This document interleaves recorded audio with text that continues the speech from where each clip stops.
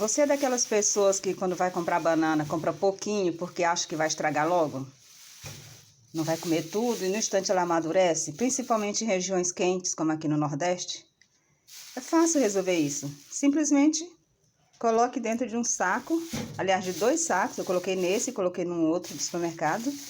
Se você quiser, pode enrolar num pano de prato, se não, só assim tá bom. Essa banana tem 15 dias. E olha só como é que está. Tirei agora, porque a outra já acabou.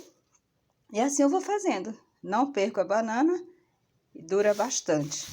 Fica a dica.